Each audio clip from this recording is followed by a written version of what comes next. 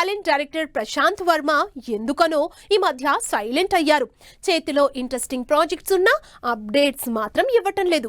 మరి తన cinematic universe నుంచి ఎవ్రీ ఇయర్ తప్పకుండా ఓ సినిమా ఉంటుందని ప్రామిస్ చేసిన ఈ డైరెక్టర్ ప్రెజెంట్ ఏం చేస్తున్నారు?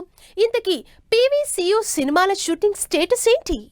జాంబిరెడ్డి సినిమాతో ఆడియన్స్ కి థ్రిల్లింగ్ ఎక్స్పీరియన్స్ అందించిన డైరెక్టర్ ప్రశాంత్ వర్మ ఆ నెక్స్ట్ హనుమాన్ పాన్ ఇండియా సినిమాతో నేషనల్ వైడ్ అటెన్షన్ క్రియేట్ చేశారు.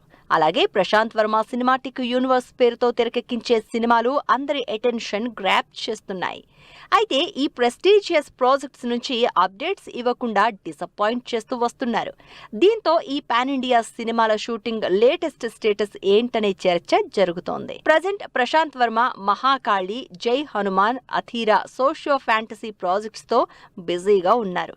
ఇందులో రిషబ్ శెట్టి లీడ్ రోల్లో హనుమాన్ సినిమాకి సీక్వెల్ గా జై హనుమాన్ సినిమాని తెరకెక్కిస్తున్నారు. పాన్ ఇండియా ప్రాజెక్ట్ గా తెరకెక్కుతోన్న ఈ సినిమా ఫస్ట్ లుక్ ఈ ప్రాజెక్ట్ పై ఎక్స్పెక్టేషన్స్ పెంచేసింది.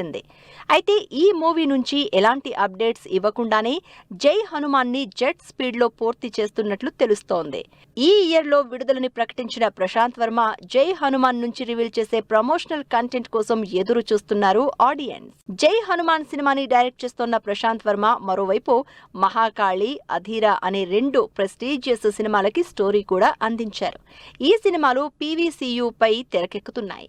మహాకాళి సినిమాలో శుక్రాచార్యునిగా రోల్ ప్లే చేస్తున్న అక్షయ్ ఖన్నా తన పోర్షన్ షూటింగ్ పూర్తి చేశారు. అలాగే మరో బాలీవుడ్ యాక్టర్ రోహిత్ సరఫ్ కూడా ఈ సినిమాలో ఇంపార్టెంట్ రోల్ ప్లే చేస్తున్నారు.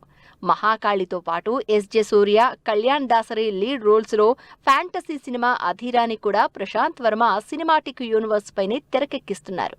మరి ప్రశాంత్ వర్మ ఈ సినిమాల నుంచి ఎంత త్వరగా అప్డేట్స్ ఇచ్చి ఆడియన్స్ ని సర్ప్రైజ్ చేస్తారో వెయిట్ అండ్ సీ.